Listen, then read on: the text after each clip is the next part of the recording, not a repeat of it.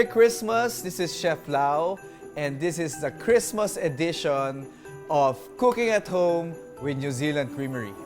I will cook something that is a perfect alternative for your Christmas lechon. Before I do it, I have to wear my special chef's hat. Oh, di ba? Okay, so ano bang lulutuin natin for this Christmas season?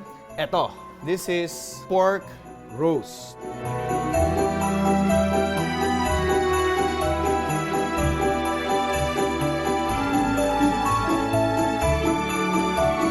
Perfect to pang palit sa lechon because una-una, it's also pork. Pagkatapos, napakaganda niyang tingnan, no? Di ba?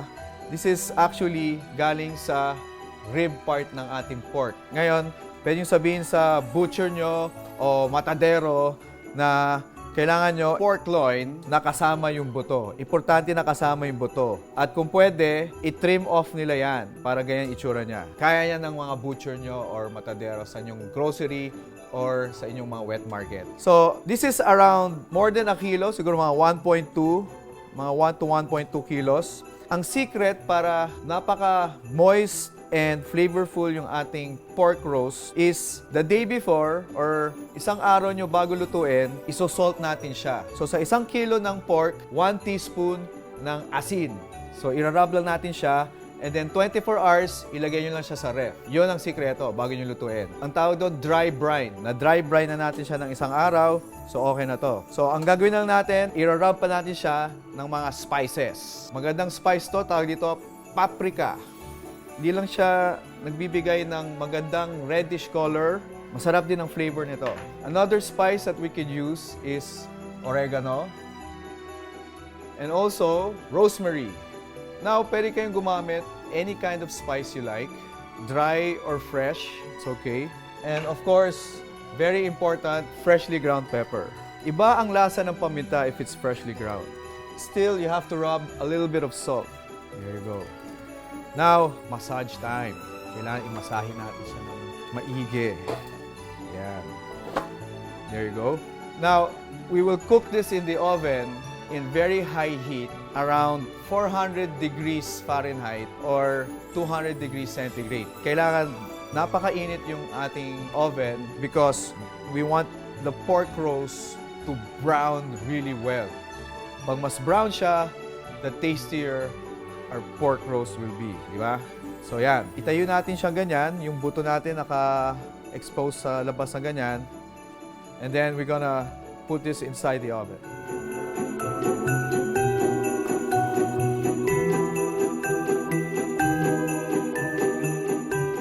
So while we're waiting for our pork roast, let's make the sauce. Okay, to make this extra special, we're using Queensland butter. Very good.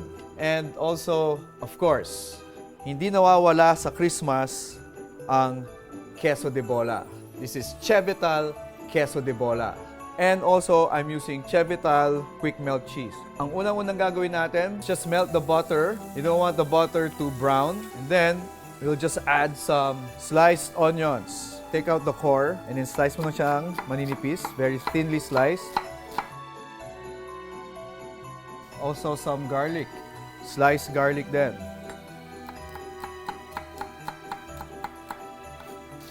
Right.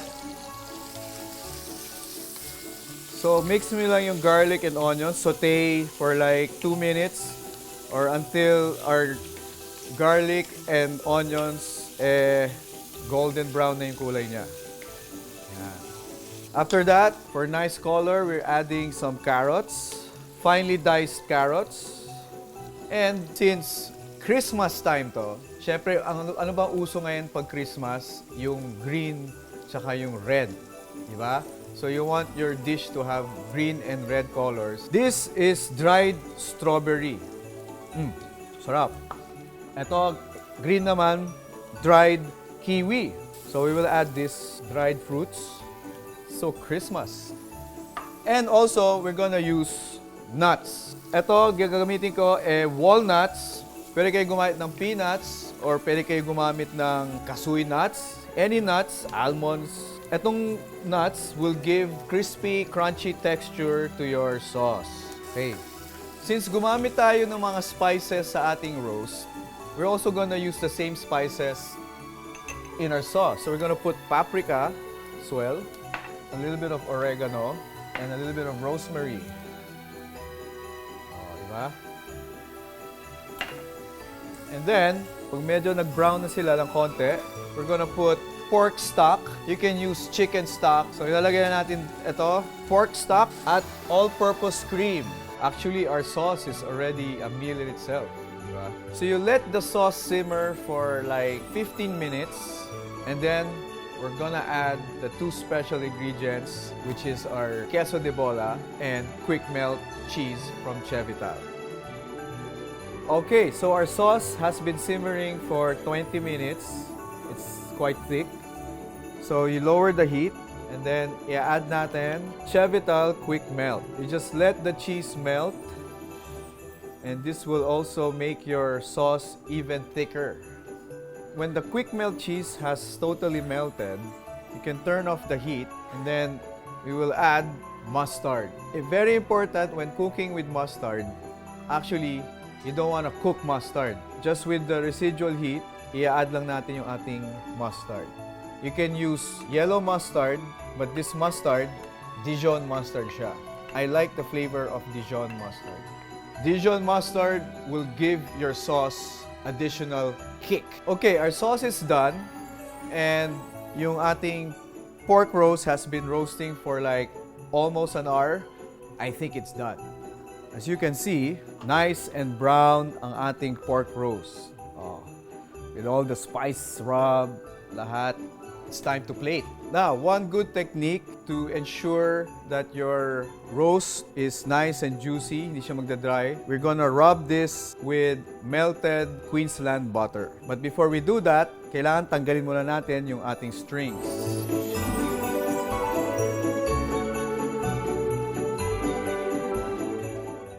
We will drizzle this nice melted Queensland butter. Oh. And then, get a nice big plate. Lagay natin ang ating nice, creamy, cheesy sauce. And then, we top this with the nice roast pork loin. And then, yung mga sobra nating dried fruits, we will decorate, garnish, para very colorful. And, for the final touches, our grated Chevital queso de bola. We will top this. Super special. Pag meron kayong mga fresh herbs, you can also garnish. Here I have fresh tarragon. You can use any herbs, basil, green onions, basta fresh. And here we have roast pork loin with cheesy mustard sauce using Chevital QUICKMELT cheese, Queensland butter, and of course, Chevital queso de bola. Again, this is Chef Lau. Merry Christmas, and this is Cooking at Home with New Zealand Creamery.